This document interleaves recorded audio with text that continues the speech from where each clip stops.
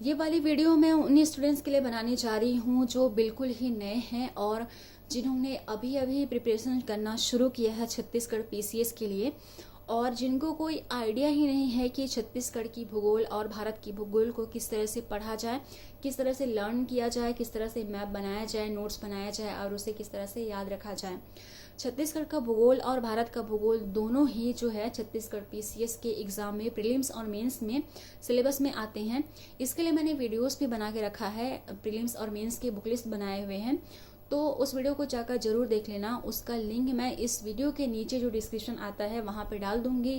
पहले आप इस वीडियो को तसल्ली से एक बार देख लो, उसके बाद में वो वाली वीडियोस भी बाद में जाके देख लेना। दूसरी चीज, यदि आप पुराने स्टूडेंट हैं, मतलब पहले से प्रिपरेशन करते हुए आ रहे हैं, तो ये वाली वीडियो आप बिल्कुल मत देखो। यहाँ पे आपको 20 से 25 मिनट तक का समय लगने वाला है, क्योंकि अगर आप पुराने हैं तो आपको पता ही है। यहाँ पे मैं अभी बताने वाली हूँ भारत के पृथ्वी पठार, और आपको पता है कि ये बहुत ही बड़े बड़े टॉपिक है। इसके लिए 1 घंटा का समय लगता है पढ़ाने के लिए, बताने के लिए, रिकॉल करने के लिए। हालांकि आपको 5 से 10 मिनट का समय होगा, लेकिन यहाँ पे मैं आपको बताऊंगी। तो यदि आप पहले से जानते हो या फिर जिसको बनाना आता है, तो आप यहाँ पे समय व्यतीत मत करिए। यहाँ से 25 से 20 मिनट का तो 30 मिनट का तो समय लगने ही वाला है। लेकिन यदि आप यहाँ पे आइडिया के लिए देखना चाहते हैं तो बेशक यहाँ पे देख सकते हैं। यहाँ पे आपका रिवीजन भी हो सकता है। ठीक है, तो स्वागत करती हूँ आप सभी का मेरे चैनल में, बीइंग एस्पिरेंट में। और इस वीडियो को शुरू करते हैं, और शुरू करने के पहले ही आप मेरे चैनल को सब्सक्राइब कर लें, बाद में आप भूल जाओगे और वीडियो को केवल लाइक करके चले जाओगे। तो छोटी छोटी इन्फॉर्मेशन मैं इस चैनल के थ्रू आपको प्रोवाइड करती हुई जाऊंगी। और वो कैसे मिलेगा, वो सब्सक्राइब करोगे तभी मिलेगा, और बेल आइकन प्रेस करोगे तभी मिलेगा। तब आपको नोटिफिकेशन पहुंच जाएगा कि मैंने वीडियो बनाया हुआ है और आप तक वो पहुंच गया है। तो सबसे पहले इसके पहले मैं आपको बता दूं कि ये बुक है, मैंने दिखाए हुए थे बहुत पहले से ही, जो वीडियोस बनाए हुए हैं उसमें जाके देख लेना। तो इस तरह का आपके पास एक स्टूडेंट वाली एटलस होनी चाहिए, चाहे वो किसी भी पब्लिकेशन की हो। मैंने यहाँ पे ऑक्सफोर्ड की ली है। इस वाले एटलस में आपको भारत का भूगोल और विश्व का भूगोल देखने को मिलेगा। विश्व का भूगोल हमारे भारत छत्तीसगढ़ पीसीएस की सिलेबस में नहीं है, तो उसकी ज़रूरत नहीं है। यदि आप किसी दूसरे एग्जाम की तैयारी कर रहे होंगे तो वो आपके लिए इम्पोर्टेंट रखता है, लेकिन हमारे छत्तीसगढ़ की पीसीएस में तो सिलेबस इसका नहीं है। भारत का भूगोल और छत्तीसगढ़ का भूगोल ही शामिल है। तो अगर आप देखना चाहेंगे तो मैं एक बार ऐसे करके दिखा दूंगी। मेरे नोट्स भी इसमें स्टिकी नोट्स लगा के रखे हुए हैं जो मुझे पढ़ने थे, तो इस तरह के आते हैं। तो आप इसे जाकर परचेस कर लोगे तो आपको लॉकडाउन के बाद मिल जाएगा। तो बुक के बारे में तो मैं आपको पहले से ही बता दिया था कि ये बुक आता है। तो अभी शुरुआत करते हैं यहाँ बनाने की। तो अभी आप तसल्ली से एक बार बैठो, समझो, उसके बाद में आप अपने लिए प्रिपेयर करना।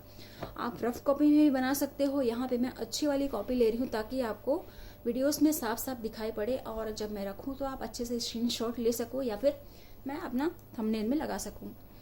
तो सबसे पहले आप लर्न करना शुरू करते हो तो पहले बुक को पढ़ लो, चाहे किसी भी बुक को पढ़ रहे हो।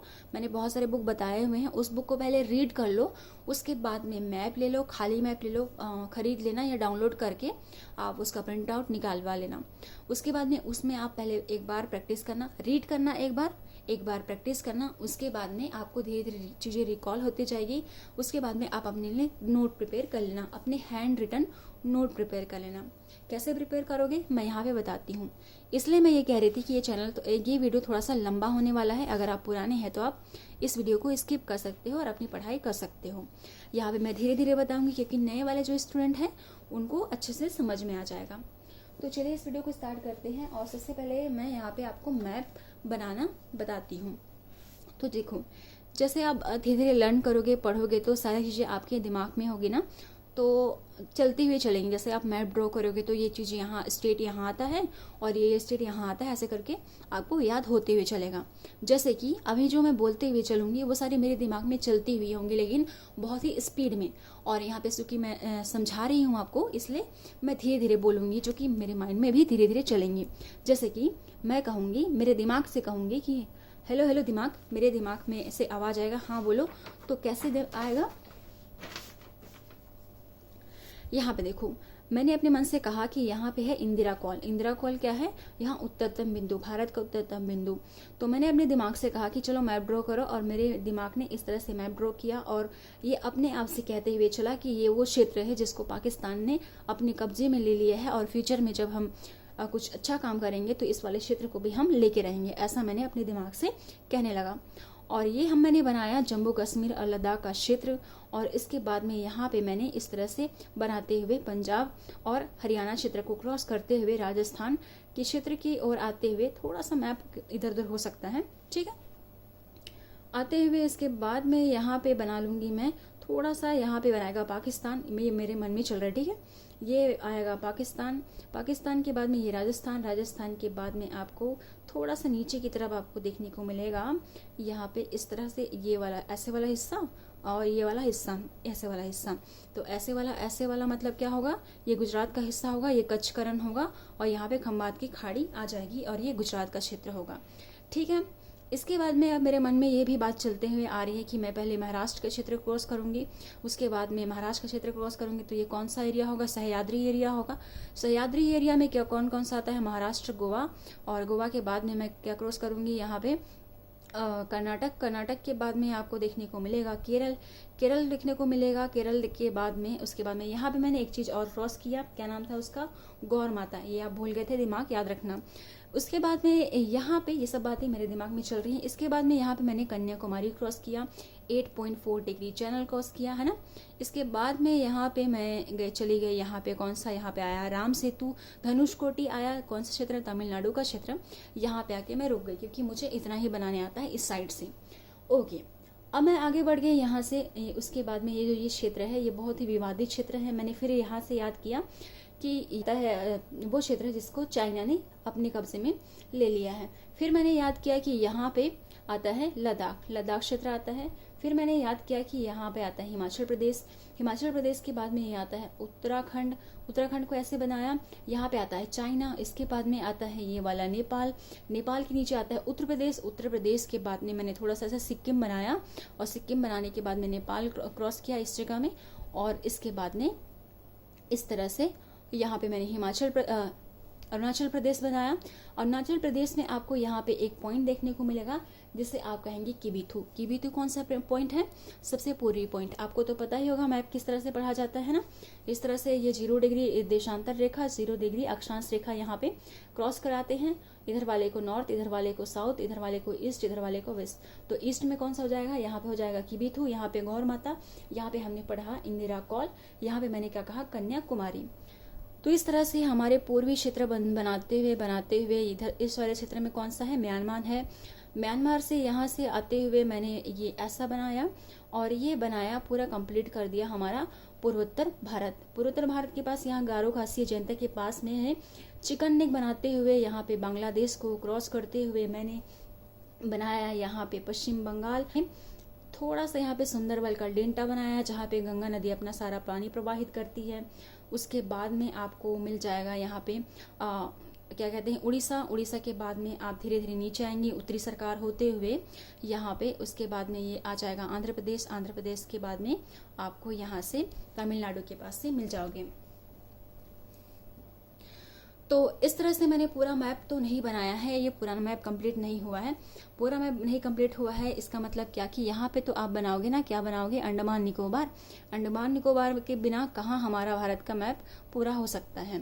तो इस तरह से अंडमान निकोबार भी बना लिया, और यहाँ पे बना लिया मैंने कौन सा, यहाँ पे बना लिया मैंने श्रीलंका।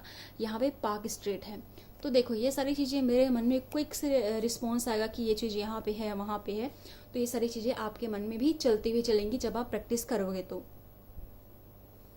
उसके बाद में इन सभी के भी नाम आते हैं, जैसे कि ये वाला हो गया उत्तरी, यहाँ पे मैं लिख देती हूँ ताकि आप एक बार स्क्रीनशॉट भी ले सको। उत्तरी अंडमान, उसके बाद में आएगा मध्य अंडमान, मध्य अंडमान। इसके बाद में आएगा दक्षिण अंडमान, दक्षिणी अंडमान। उसके बाद में आएगा लिटिल अंडमान। उसके बाद में आएगा लिटिल, इसके बाद में यहाँ पे आएगा 10 डिग्री चैनल। उसके बाद में ये कार निकोबार आएगा, और ये आएगा ग्रेट निकोबार।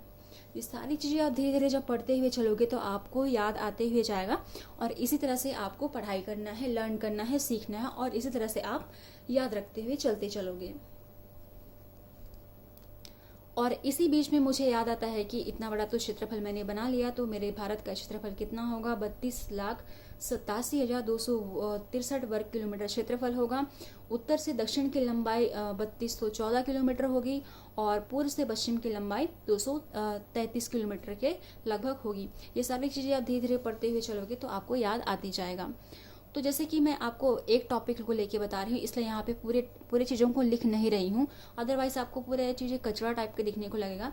तो मैंने स्टार्टिंग में कहा था कि मैं यहाँ पे आपको बताऊंगी भारत की पृथ्वी पे भारत का पठार को बना के, ताकि आपको एक आइडिया मिल जाएगा।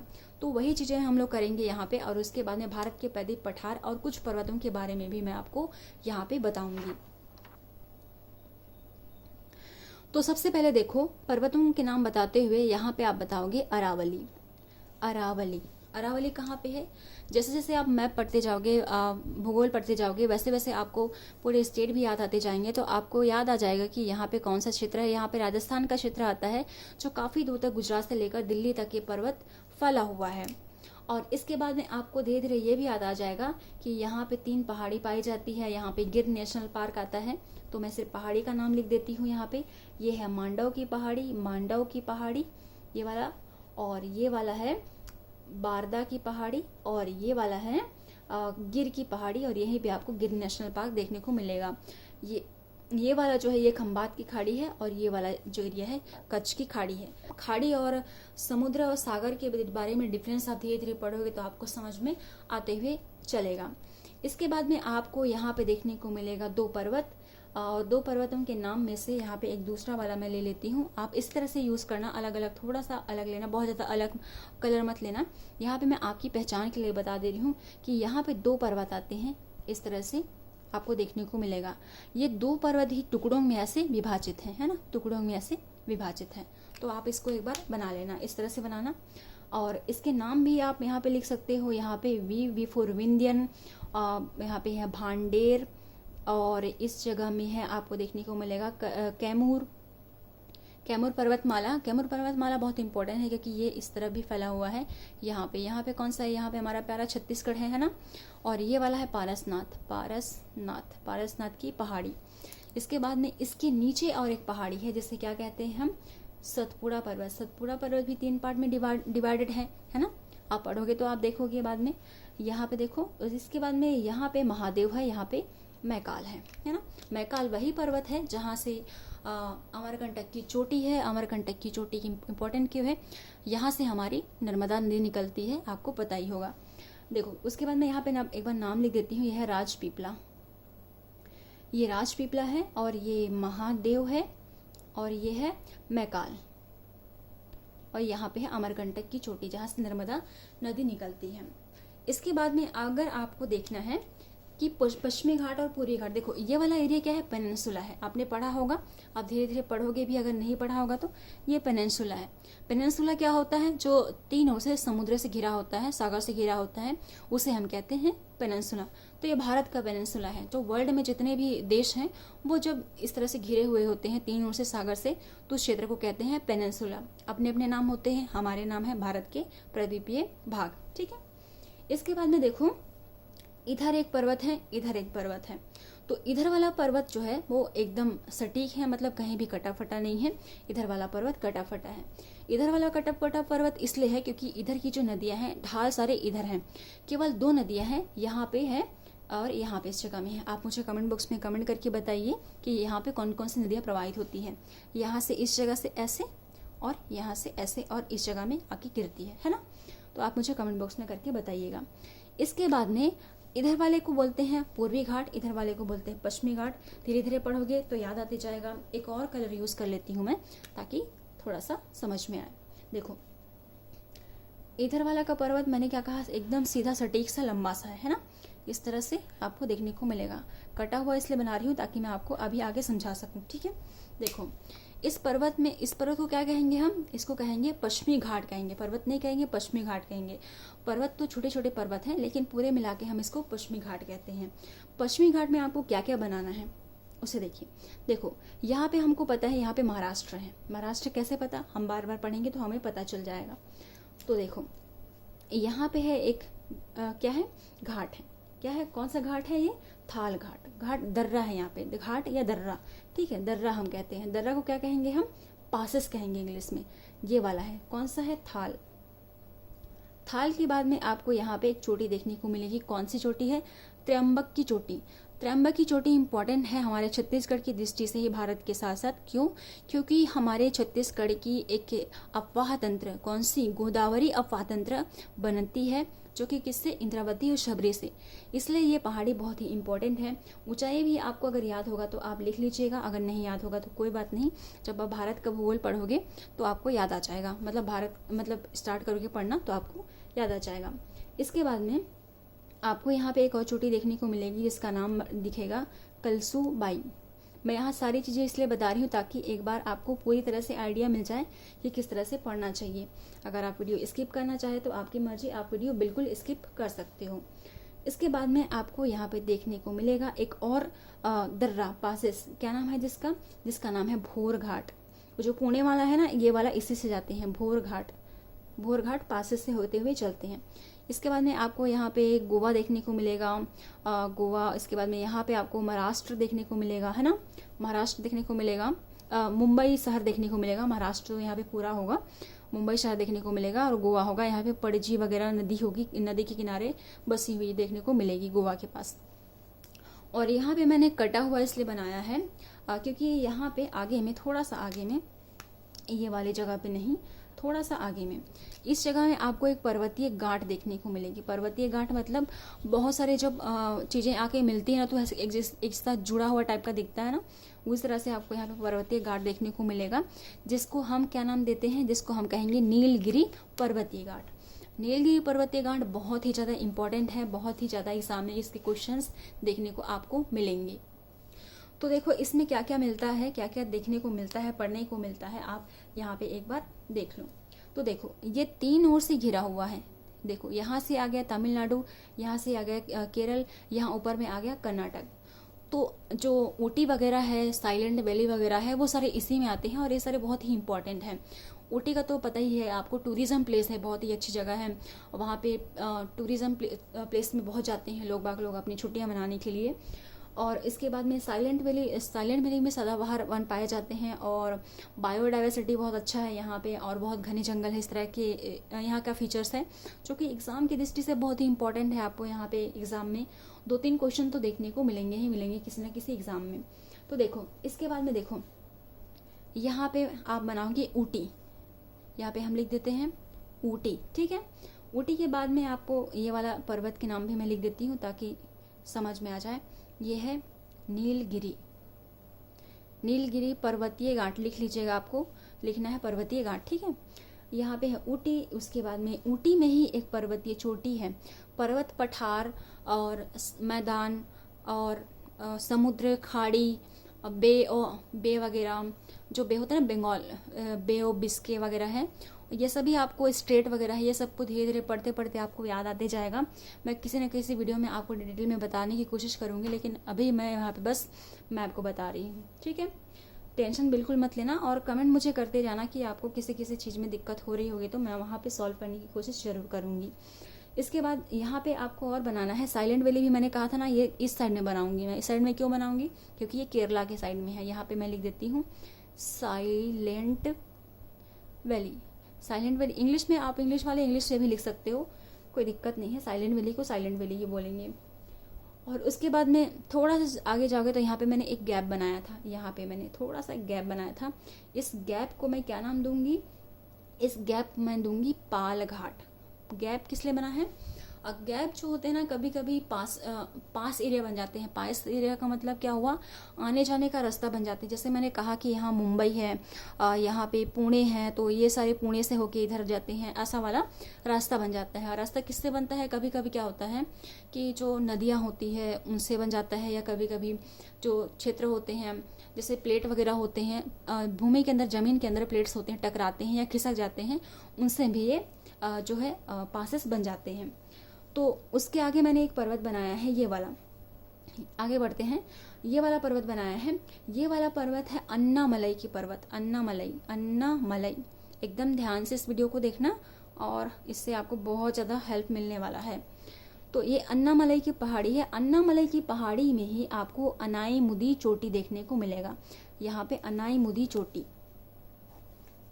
इस तरह साउथ वाले की जो पहाड़ी है इसी तरह के आपको नाम देखने को मिलेगा। अनाई मुदी चोटी, बहुत ही इम्पोर्टेंट है, आप इसे लिखिएगा, ठीक है। इसके बाद में आपको थोड़ा सा जाओगे आगे तो और आपको पास देखने को मिलेगा।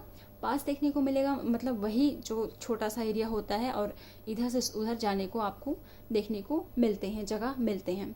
पास देखने को मिलेगा। पास के थोड़ा सा आगे यहाँ पे मैं आपको बताना चाहूँगी, यहाँ पे एक और आपको पर्वतीय घाट देखने को मिलेगा। कौन सा पर्वतीय घाट देखने को मिलेगा? जिसको हम क्या कहेंगे, जिसको हम कहेंगे पलानी की पहाड़ी। थोड़ा सा मैं मिस्टेक कर रही हूँ शायद, अगर मैं गलत हूँ तो आप मुझे बता दीजिएगा कमेंट बॉक्स में कमेंट करके कि कौन सी पहाड़ी है। ये पहाड़ी है कौन सी पहाड़ी है? पलानी की पहाड़ी। ऊपर वाली हो गई अन्नामलई की पहाड़ी। अगर आपने पढ़ा होगा तो मुझे करेक्ट करिएगा, ठीक है।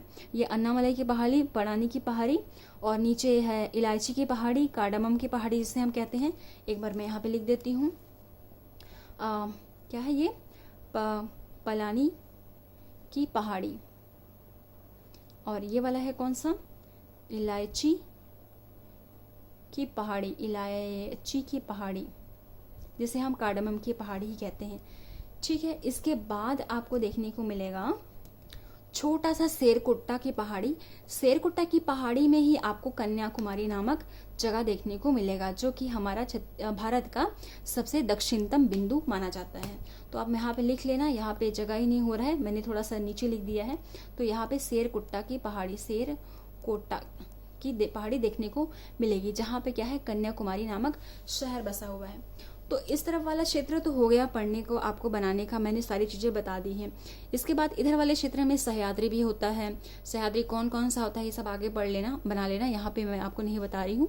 और इस तरफ के क्षेत्र को क्या होगा, पहाड़ी के इस तरफ मैदान होगा, मतलब दक्षिणी मैदान होगा। ये सारी चीज़ें आपको धीरे धीरे पढ़ते जाओगे तो आपको याद आती हुई चलेंगी। इसके बाद मैंने कहा कि प्रायद्वीपीय पेनिनसुला पूरा पढ़ाऊंगी, पूरा बताऊंगी कैसे कैसे मैप बनाना है। तो इधर वाला भी एक बार कंप्लीट कर लेते हैं। थोड़ा सा वीडियो शायद लंबा बन रहा होगा, फिर भी कोई दिक्कत नहीं, अगर आपको इससे हेल्प मिलती है तो बहुत अच्छी बात है। तो इधर वाले में हिस्से में आप देखोगे कि यह है तमिलनाडु। यहाँ पे तमिलनाडु के बाद में आंध्र प्रदेश के बाद में यहाँ पे उड़ीसा, छत्तीसगढ़ के बाद में यहाँ पे पश्चिम बंगाल, बिहार, और उसके बाद में उत्तर प्रदेश, फिर यहाँ पे चिकननेगा आता है थोड़ा सा, ठीक है। तो देखो यहाँ पे आता है एक पहाड़ी जिसका नाम है तमिलनाडु के पास ही यहाँ पे आपको देखने को मिलेगा पंचमलाई। ये पहाड़ी पर्वत जो होते हैं ना, किसी पर्टिकुलरली क्षेत्र में नहीं आते हैं, थोड़े से इधर उधर फैले हुए आपको देखने को मिल जाएंगे, थोड़ा सा इनका बढ़ाव मिल जाएगा। तो यहाँ पे है पंचमलाई की पहाड़ी, यहाँ पे लिख देती हूँ मैं, पंचमलाई की पहाड़ी। आगे जाओगे तो आपको देखने को मिलेगा शेवाराय की पहाड़ी, ये वाला शेवाराय की पहाड़ी। आगे जाओगे तो आगे आपको देखने को मिलेगा जावेदी की पहाड़ी, ठीक है, जावेदी की पहाड़ी। आगे जाओगे इसके बाद में देखने को मिलेगा शेषाचलम हिल, इस जगह में शेषाचलम हिल। और इसके बाद में यहाँ पे आपको देखने को मिलेगा नल्लामलई वेलिकोंडा की पहाड़ी, नल्लामलई वेलिकोंडा की पहाड़ी। ये कौन सा क्षेत्र मैंने बताया? शेषाचलम बताया, शेषाचलम की पहाड़ी। तो इसी तरह से अभी आपको बनाना है, मैप भी बनाना है और प्रैक्टिस भी करते जाना है। धीरे धीरे मैप बनाते जाओगे, धीरे धीरे प्रैक्टिस करते जाओगे तो आपको सारी चीज़ें याद होती हुई चलेंगी। आई होप आपको ये वाला वीडियो जो है बहुत ही ज़्यादा हेल्पफुल साबित हुआ होगा, बहुत ही ज़्यादा अच्छा लगा होगा। ये वाला जो हिस्सा है थोड़ा सा इस तरफ भी आता है, यहाँ पे आपको दिखेगा गारो, खासी और जयंतिया देखने को मिलेगा। और ये यहाँ पे भी आपको पर्वत देखने को मिलेंगे, लेकिन वो इस तरफ के हिस्से नहीं हैं, ये हिमालय के हिस्से हैं। यहाँ पे आपको मिकिर, ओबोर, मिश्मी ये सब आपको देखने को मिलेगा। तो ये इसका नहीं है, जैसा कि मैंने कहा था कि भारत का प्रायद्वीपीय पठार बताऊंगी, तो प्रायद्वीपीय पठार यहाँ तक का हिस्सा आता है, ये वाला नहीं, ये वाला हिस्सा आता है, हाँ ये वाला पूरा हिस्सा आता है। तो मैंने इसलिए ये सारी चीज़ों को आपको एक बार बता दी। तो ये वाला भी हिस्सा आएगा और ये वाला हिस्सा है ये नहीं आएगा। तो ये वाला हिस्सा हिमालय के क्षेत्र में आता है, मतलब पूरी भारत के क्षेत्र में आता है। तो आज का वीडियो बस इतना ही रखते हैं, आपको थोड़ा बहुत तो हेल्प जरूर मिलेगा, मुझे उम्मीद है। और मुझे कमेंट बॉक्स में कमेंट करके ज़रूर बताइएगा कि आपको किस तरह के टॉपिक्स की वीडियोस चाहिए और किसी भी तरह के एग्ज़ाम के क्वेश्चन होंगे तो आप मुझे ज़रूर बताइएगा। नेक्स्ट वीडियो के टॉपिक मैंने सोचे हैं कि जो नए विद्यार्थी होते हैं उनके सवाल क्या क्या होते हैं।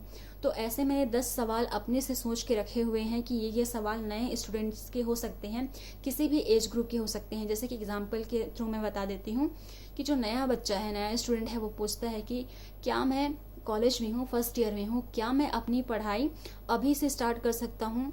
ये हो गया पहला क्वेश्चन। दूसरा क्वेश्चन हो गया, मेरी एज 25 से 30 साल की है, क्या मैं अपनी पढ़ाई पीसीएस की पढ़ाई अभी शुरुआत कर सकता हूँ।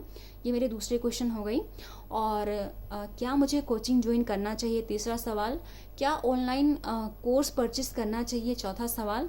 मैं घरेलू महिला हूँ, क्या मैं अभी घर पे रह के तैयारी कर सकती हूँ। ऐसे कुछ सवाल मैंने लिए हुए हैं, तो इसका मैं नेक्स्ट वाले वीडियो में बनाने वाली हूँ मैं।